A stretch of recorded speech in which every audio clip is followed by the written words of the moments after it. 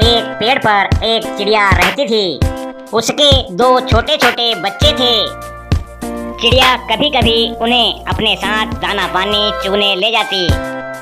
चिड़िया बच्चों को सिखाती किसी प्रकार का खतरा होने पर कैसे निपटना चाहिए, अपने दुश्मन से अपनी रक्षा कैसे करना चाहिए। पास के पेड़ पर एक कौवा रहता था। वह हमेशा इसी ताक में रहता कि कब चिड़िया अपने बच्चों को अकेला छोड़े और वह उन्हें अपना शिकार बनाए।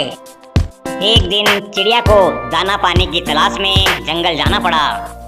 उसने बच्चों को कहा, जब तक मैं वापस नहीं आ जाती तुम घर से बाहर मत निकलना। कौवा इसी ताक में बैठा था। जैसे ही उसने बच्चों को अकेला देखा, वह आधमका और घर के आसपास मंडराने लगा। बच्चे बहुत समझदार थे। जैसे ही बच्चों ने कौवा को देखा, आपस में बात करने लगे। माँ ने कहा है हमें किसी भी हालत में घर से बाहर नहीं निकलना है। कौवा ने बहुत प्रयास किया लेकिन बच्चे बाहर नहीं निकले। शाम को जब चिड़िया घर आई, बच्चों ने माँ को सारी बातें बताई। चिड़िया अब बच्चों की सुरक्षा को लेकर चिंतित रहने लगी। उसे डर सताने लगा, कौवा किसी भी समय बच्चों पर हमला कर सकता है। एक दिन चिड़िया अपने बच्चों के साथ तालाब में पानी पीने गई। उस तालाब में एक मगर रहता था। उसने चिड़िया से कहा, क्या बात है बहन, आजकल तुम बहुत उदास दिखती हो।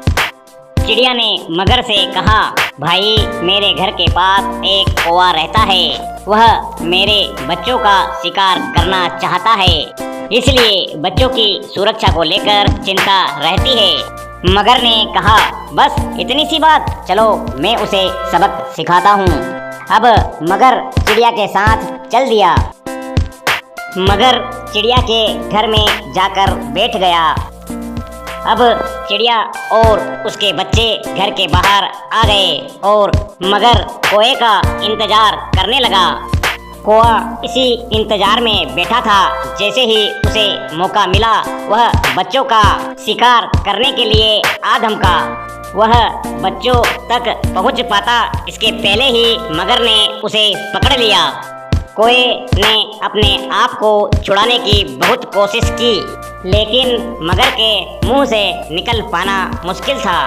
अपनी मौत को नजदीक देखकर कौवा मगर के सामने गिड़गिड़ाने लगा। वह मगर से कहने लगा, भाई मुझे माफ कर दो, अब मैं चिड़िया के बच्चों की तरफ आंख उठाकर भी नहीं देखूंगा। मगर ने कहा, अब तुम्हारा जीवन चिड़िया के हाथों में है, वह जैसा चाहेगी वैसा ही होगा। अब कौवा चिड़िया से कहने लगा, बहन मुझे माफ कर दो, अब मैं तुम्हें कभी नहीं सताऊंगा और हमेशा तुम्हारे बच्चों की हिफाजत करूंगा। चिड़िया को दया आ गई और उसने कौवे को माफ कर दिया। अब चिड़िया खुशी खुशी रहने लगी। दोस्तों, ऐसी ही शानदार कहानियाँ देखने के लिए हमारे चैनल को सब्सक्राइब जरूर करें। धन्यवाद।